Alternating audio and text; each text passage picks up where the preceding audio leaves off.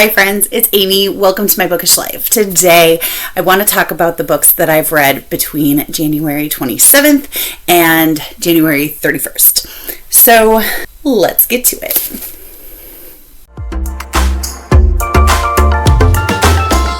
Last time I checked in, I was at 11 books for the month. And I had 3 books that I was in the middle of and hoping to finish by the end of the month. That was silly. That was really silly of me.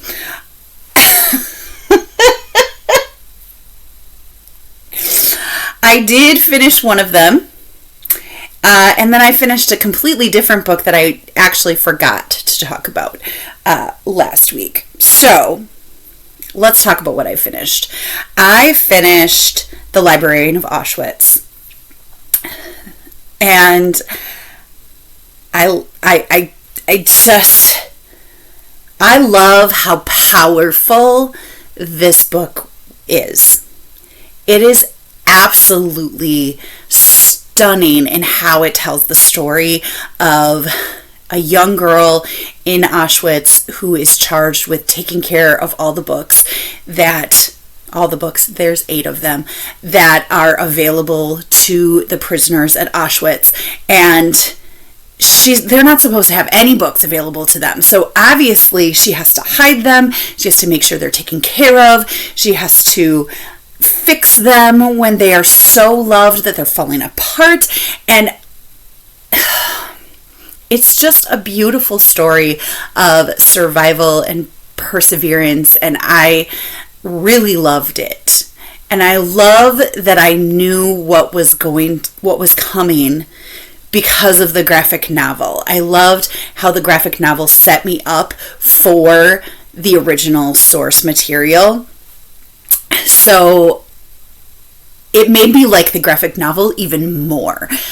There were definitely more characters in the original novel that aren't even present in the graphic novel or are barely mentioned in the graphic novel. As I said, the graphic novel is 120 pages.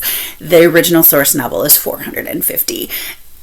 There's a lot taken out. There's a lot that has to be sacrificed for the type of storytelling that graphic novels can do. And although it is beautiful, you miss a lot if you stop there. So I'm really glad that I went on and I read the original source novel. It is harrowing and heartbreaking, but also very hopeful and wonderful. And I highly recommend reading The Librarian of Auschwitz. Now, there's a biography of Dita that I really want to get my hands on. So I don't know, maybe stay tuned for that, but we'll see. I would love to read the nonfiction that became this fiction, because honestly, it doesn't seem like it strayed very far in terms of what I read in the afterwards. So I mean, bring it on. Like, I just want it all. I want it all. And then I totally forgot last week to say that I had started reading And Then There Were None by Agatha Christie. And I think maybe it's because I was very intimidated by the fact that I was reading And Then There Were None by Agatha Christie, because it's a classic and classics intimidate me, and I really enjoyed it. This is an isolated thriller, so the characters are all on an isolated island, and murders just start happening, and they start happening according to this poem that is called 10 Little Soldier Boys, which is not what it was always called, and I'm very glad that it was changed. It takes place on Soldier Island, and this cast of characters was invited onto the island, and there they meet the housekeepers. It's a couple, and they are collectively accused of various murders, and they have to figure out how to stay alive on this island that they can't get off of. And it is really a fabulous thriller ride. I do think that I need to go back and I need to read this again. At some point, not now, but at some point, I do think that it has to be a book that I read again. This copy, I found at a used book sale, and it is old.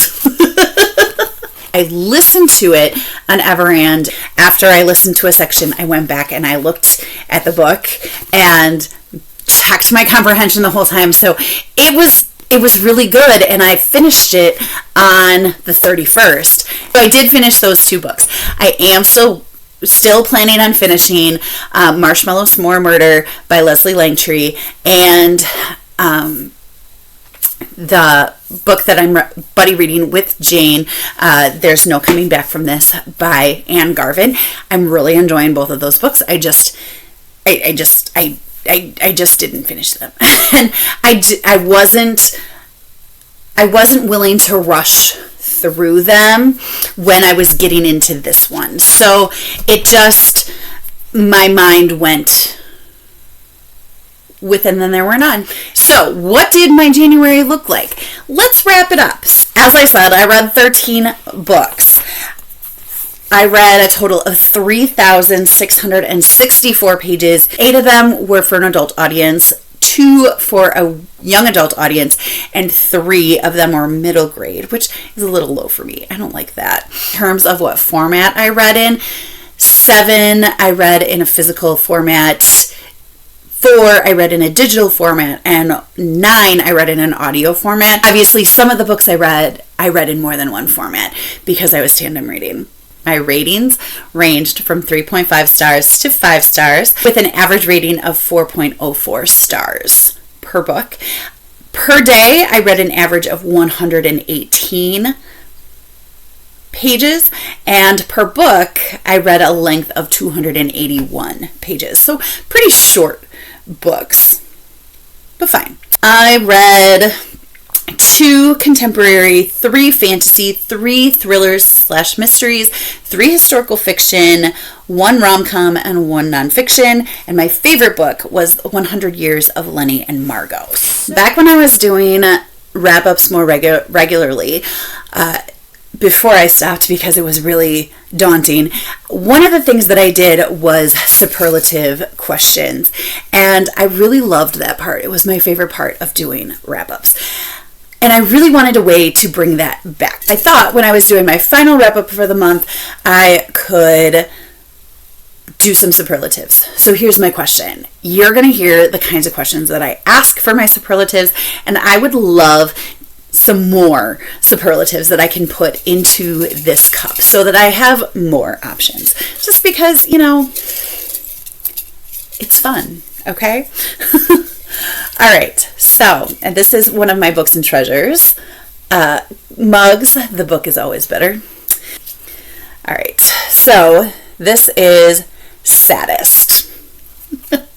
So the Saddest book is actually, it's actually a toss-up between The Promise of Stardust, which was the first book that I finished. That book was so sad. The Librarian of Auschwitz, either version, very sad. And The 100 Years of Lenny and Margot. I don't know that I can choose which one is the saddest. Actually, I'm going to have to go with The Librarian of Auschwitz. I mean, that's true. That's a true story. Yeah, it's definitely that one. In terms of, yeah, I don't know why I said that was a difficult decision. That's terrible. Okay. All right, here's another one.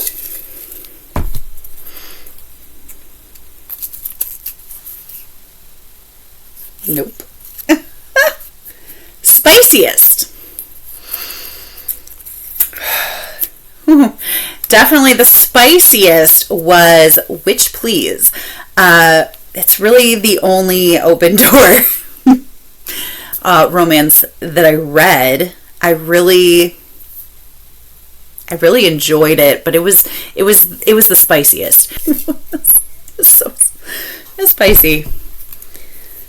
It's spicy for me. I know a lot more that wouldn't have found it very spicy at all.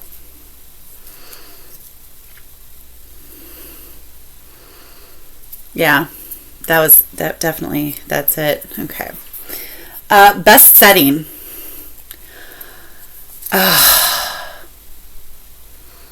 Okay, so here's the thing. It's total nostalgia. I want to say that the best setting is which one did I read this month? Little Town on the Prairie.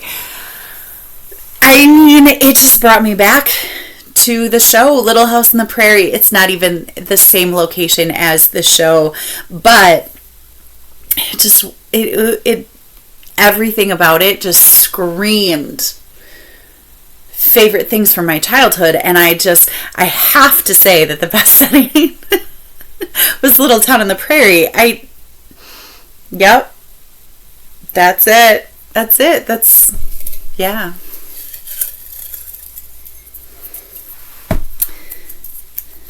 Okay, number 4. Coziest mystery. I actually can't answer. I didn't finish any cozy mysteries. I'm really enjoying Marshmallow S'mores Murder though. So, all right, and then this is the last one, is prettiest cover. Okay. I mean, there's a lot of pretty colors here, but I think the one that I just look at it and I would pick off the shelf because of the cover is The Promise of Stardust. I love that heart, the splashes of color, and it's kind of ominous, but it's absolutely gorgeous. And I definitely would have to give runners up to the 100 Years of Lenny and Margot. I love that blue background with the bright yellow flowers, and I really love the color.